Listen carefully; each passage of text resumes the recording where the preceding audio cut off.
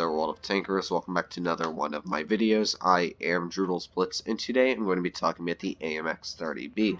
Now, this tank has just hit the stores today for 20,000 gold, and as always I'm going to be talking about the vehicle, how to run it, where to run it, how to take it out, and my overall opinion on the vehicle, and whether or not you should but purchase it for 20,000 gold. Now, right off the bat, I'm going to say this is one of my all-time favorite tier 10s in the game. I had been waiting years for this tank to come out, ever since they brought out the M60 for sale the first time on the first Blitz fair. They brought this tank out for testing, and they never, ever released it. They just kept testing it and nerfing it, buffing it, and doing all these changes to it. And up until I think last year, not even a year ago, I managed to pick up this vehicle the first time they ever sold it in store. And I picked it up for, I didn't get it in the crates. I tried to get it. I think I spent over $200 on the crates, never picked it up. And I was so bummed about it because this was really a high up vehicle on my list. And that's because I love the Tier 9, the baguette I call it, but the prototype. The AMX prototype is such a good vehicle, and that's probably one of my favorite Tier 9s as well in the game. But it was just such a good vehicle, and I actually think it's quite overpowered if you get it stuck in the right situation because of how strong the turret is. And the Tier 10 is everything I've been looking for, a very quick medium. It's got these excellent gun handling statistics, it's got very good armor on the turret, excellent gun depression. It's, everything you want combined. It's like a Leopard combined with an STB. And it finally came out a couple months ago. I picked it up and I made my first video on it, and I absolutely loved the tank, and I still absolutely do. So, why do I like it so much? Because, you're probably looking on Armor Inspector or whatever you're looking at, seeing the average damage per minute, and you're seeing it only has 3,000 average damage base, which really isn't that spectacular, judging that a T62A has, 3,500 and 3,600?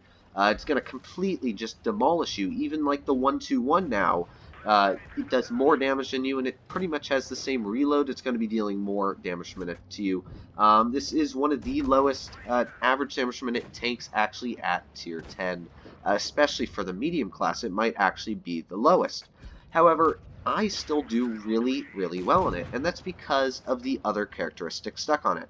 Now, the first thing people say is it's got a very bad damage per minute. The gun handling statistics aren't great. It's got around the same top speed as a Leopard 1, same armor as a Leopard 1. What is the point of running this vehicle over a Leopard 1? And that is, it actually has way, way better armor than a Leopard 1. Now, the hull armor, yes, the hull is completely penetrable by pretty much anything. The sides are going to be high explosive to death.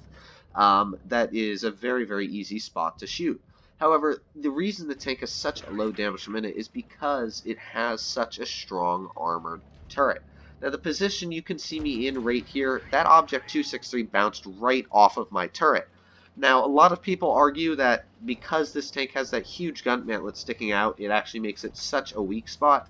However, it really doesn't, because the tank is super, super quick, as I said before. It goes 66 kilometers per hour average as its top speed.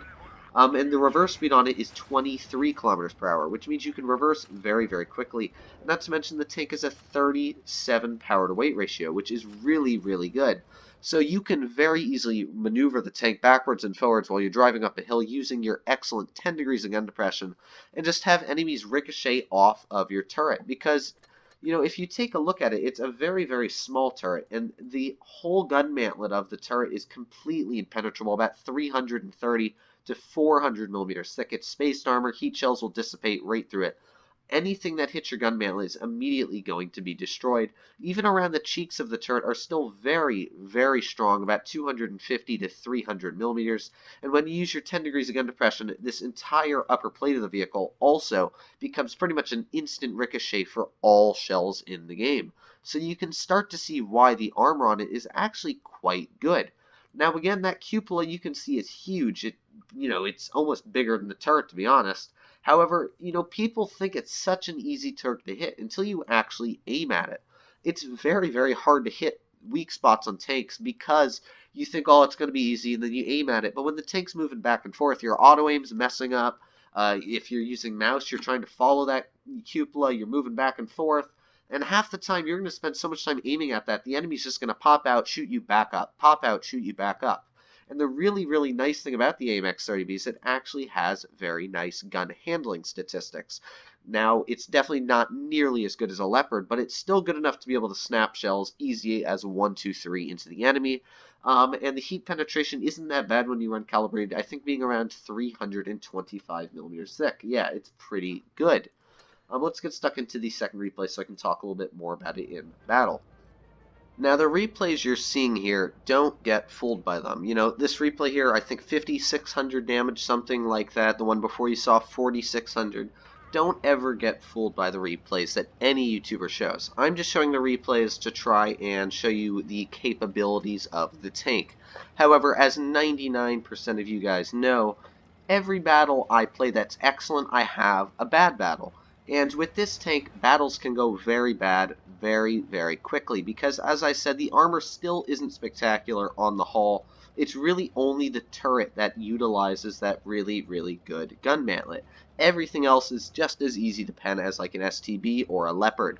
And because of that, if you make a mistake, it's going to hurt. And the games you're going to see me play here, obviously, are just going to show you when I don't make mistakes, when things work well for me. But if you can't read a lineup that well, or you're still having trouble pushing with your team or running any of your medium tanks, this definitely will not be the right tank for you. It's a very, very hard tank to run. If you don't know how to play it, it just will not work well for you, and you're going to feel frustrated that you spent your money on a tank you don't like. You're not going to want to run it, so definitely don't get fooled by my replays. I just try and show how to run the tank. And as most of you guys know, I definitely know how to read the lineups. I pre-plan all the things I'm going to do in my battle. I knew that this 183 had shot, and I know that I'm able to shoot 2 shells into him. You can see I'm aiming for his track wheel. I want to use his repair kits. You definitely have to know your stuff when you run a vehicle like this.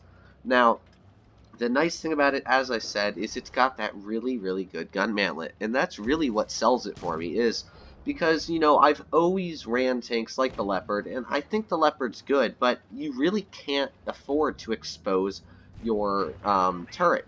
You really just can't. It's going to go right through every time on your turret, no matter what shell hits you, even tier 9s. The AMX-30B, it's got the mobility of a Leopard. You know, it might not have the damage per minute, and of course it won't, because if it did have the damage per minute, it would just be so broken on so many levels. But they nerfed it by giving it bad damage per minute, by giving it okay gun handling statistics. It's definitely not anywhere close to a Leopard. However, it's still got the same speed, same mobility. It has actually an extra degree of gun depression, being 10 over the 9 degrees on the Leopard. And it just has the turret armor. And because of that turret armor, I think that the vehicle is, to be honest, worth it. Now, the thing I'm saying about worth it, that's a little bit of 50-50, because I'm not saying go out there and buy it. I said, as before, if you're not good in these types of tanks, definitely don't buy it. The choice is up to you. I don't want to force anybody to buy a vehicle they're not going to like. However, if you do like the playstyle of a Leopard, or you love the STB, I would definitely suggest to highly consider looking into this tank, because I really love it. Not to mention, it actually earned pretty sweet credits.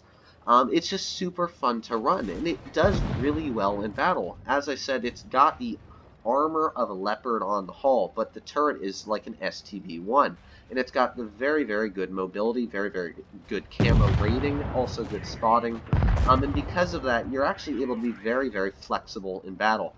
If something goes wrong for you, you can very easily run away, flank the enemy, come somewhere else, just like you can do in the Leopard, except you can really utilize gun depression situations much, much better than you ever can in a Leopard, because, you know, unlike where a Leopard, you have to be so careful when you pull out. You really can't afford to get hit by anything. This tank, you can, to be honest, bounce, I'd say even a 183 shell through your gun mantlet. It's that troll. And because of that, the tank's very, very good at bouncing shells. You saw right there, if I was in a tank like an M48 Patton or even an STB, I would not have rounded that corner without getting shot up the butt. But because my tank is so fast, you can see here we're already going 60 kilometers per hour. Because I'm so fast, I'm able to run around the map, completely outmaneuver these enemy heavies, and right now it's actually a 2 versus 1. And that IS-8, as you saw, is very, very healthy. That IS-7 is, I think, more health than me. So I definitely have to know what I'm doing. Now you can see here I've already pre-planned. I'm going to use my gun depression. I know that one of them's in the base, which is a mistake towards him. There you go. We get our first shell in. You can see the aiming time, however, it might not be spectacular. It still gets the job done. And I know that my hull is hidden, so I'm using my gun depression, using my very thick turret armor, and we've already managed to penetrate two extra shells, should I say. Now that shell there, unfortunately, it actually does hit the spot I was aiming at, just didn't want to penetrate. But you can see I'm still utilizing my gun depression to the best of my abilities. Now I know that I have enough hit points to 90% of the time survive this IS-7 shot. However, unfortunately, we get an unlucky shot right into the black hole of that IS-7's armor. Load of heat rounds. You can see it's like a 50-50 chance of going through that little spot next to the gun. However, he bounces off my really, really good turret armor. As I said, it's quite troll, so he bounces off. We're able to shoot him. And you can see why I think the tank is just so good. It's so flexible in very tough scenarios. You can yield off many, many enemies just if you manage to get it in a gun depression position. As I said, it's very quick, so if something goes south, you can very easily just run away, reposition your tank, and annoy the enemy again. It's not a bad sniper at all, but I definitely would not suggest to camp in it. I also wouldn't suggest to be a wimp in the vehicle. Definitely try and use your gun depression. Now, one thing that I see a lot of people really just completely fail in is when they run this tank, they just pull out and they aim at you for 3 seconds and then they shoot. You can't do that. You really can't afford to sit still because, as I said, the turret, it's very, very thick at the gun mantlet, but other than the gun mantlet, as I said, it's got that huge cupola you can see on it right there. The roof of the turret still isn't very strong. If anybody like an E100 is aiming at you, the shell will overmatch any part of your turret pretty much just because of the 3 calibers rule. So because of that, you really can't afford to just sit there and aim at the enemy. You saw when I'm aiming at them, I pull out, I shoot, and I back up. And that's one really, really important thing to do is when you're aiming at them, just don't just sit there because they're going to be able to shoot at your cupola. You have to constantly be moving. You'll always see me doing that, is I'm never just sitting still aiming at the enemy unless I'm not spotted, of course. But you're never going to see me just sitting still, oh, shoot me here, please shoot me. You definitely have to keep moving. Never for 1 second sit still unless you know for sure that you're not being aimed at or the enemy has a clear shot on you. And that's pretty much it on the vehicle. It's just pretty much like you combined an STB1. You can see it's pretty much an identical looking copy of the STB. It's very, very similar looking.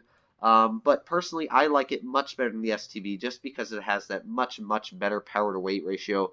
Because of that, it makes it so much more flexible. But other than that, guys, I hope you did enjoy this video. As always, make sure to smash that like button if you did.